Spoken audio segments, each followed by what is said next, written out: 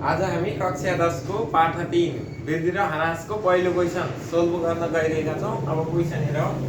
एउटा बसको मूल्य रु 40 लाखमा खरिद भयो।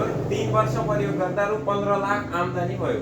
एउटा बस 40 लाखमा किनियो र त्यसलाई 3 वर्ष चलाउँदा 15 लाख आम्दानी भयो। अब 15% का दरले उक्त बसको मूल्यमा ह्रास आयो।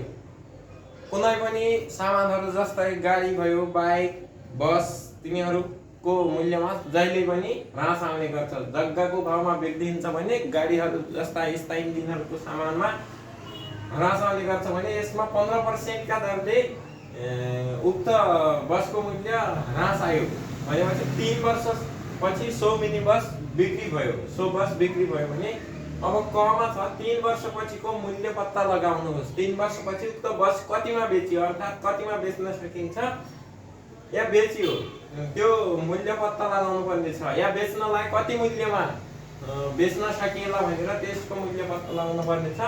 अनि खमा छ बसको कारोबारबाट भएको नाफा वा नोक्सान प्रतिशतमा निकाल्नुहोस्। अब नाफा र नोक्सान के भएको छ त्यसलाई प्रतिशतमा निकाल्ने। अब यसपछि हामी सल्भ गर्छौं।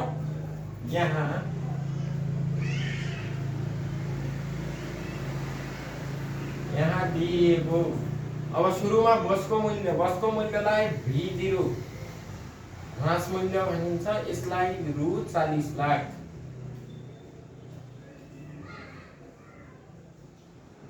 रु 40 लाख भयो। अनि 3 वर्ष T =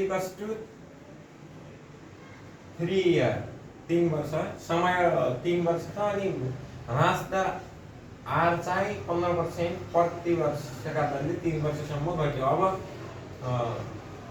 3 वर्षपछिको मूल्य पत्ता लगाउनुहोस् भनेको छ भने V3।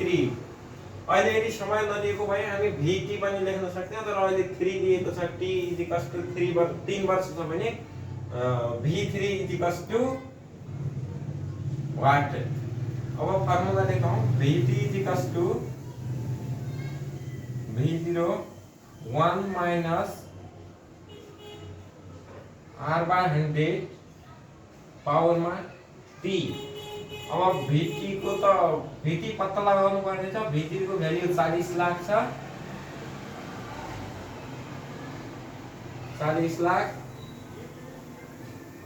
यो 1 - R भनेको चाहिँ 15% छ। 15 / 100 अनि यता अब 40 लाख जस्ताको त्यस्तै 40 लाख भयो। अनि 1 - 15 भनेको 100 बाट 15 लाई घटाइदिँदा 85 / यहाँ समय 3 हो। 85 / 100 पावरमा 3। अब 40 लाख अनि 85 / 100 0.85 पावरमा 3। अब यो क्याल्कुलेसन गरेर यसलाई मल्टिप्लाई गर्दा बसको 3 वर्षपछिको मूल्य पत्ता लाग्छ। क्याल्कुलेसन गरौँ। 82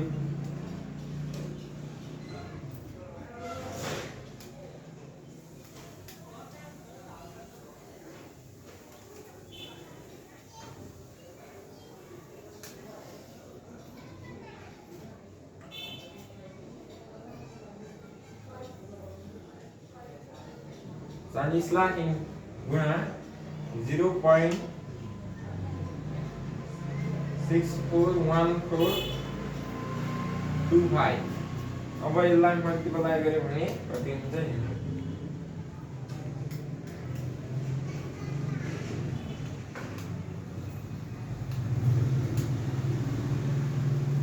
3 वर्षपछिको बसको मूल्य VT = रु 24,56,500 आयो। 24,56,500 24,56,500 आयो यसको मूल्य। अब क्वेशन नम्बर ख मा छ बसको कारोबारबाट भएको नाफा वा नोक्सान प्रतिशतमा निकाल्नुहोस् भनेको छ। अब यसलाई निकाल्नु।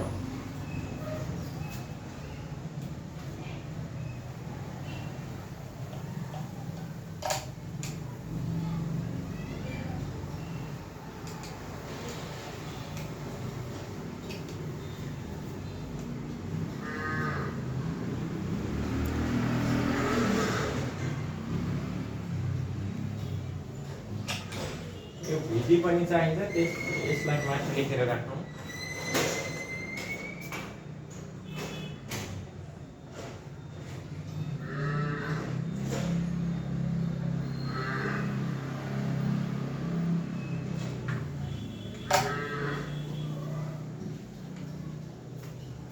बसको कारोबारबाट भएको नाफा वा नोक्सानलाई प्रतिशतमा देखाउनु पर्नेछ। अब उक्त बस 3 वर्षसम्म चलाउँदा 15 लाख आम्दानी भएको छ भने अब टोटल कारोबार गरौँ, जम्मा लेखौँ, जम्मा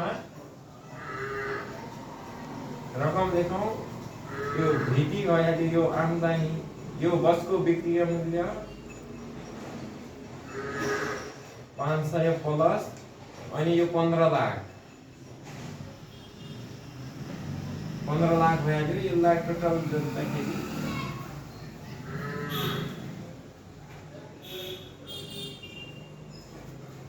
यो हुन्छ 39,56,500 हुन्छ। अब यसलाई अब जम्मा भएको नाफा वा नोक्सान प्रतिशतमा निकाल्नको लागि बसको सुरुमा किनेको मूल्य 40 लाखबाट यसलाई घटाइदिने। 40 लाख माइनस 40 लाखबाट 39,56,500 घटाइदिने।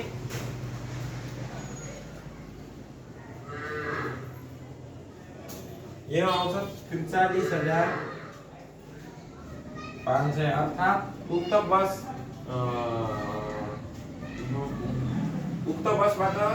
उक्त बसको कारोबार गर्दा यसबाट नोक्सान चाहिँ 43,500 रु 43,500 हुन्छ भने अब यसलाई प्रतिशतमा देखाउनको लागि 43,500 डिवाइडेड बाइ टोटल मूल्य 40 लाख छ। बसको सुरुको मूल्य 40 लाख इन्टु 100 गर्नुपर्छ, 100%। अब यसलाई क्याल्कुलेसन गरौँ।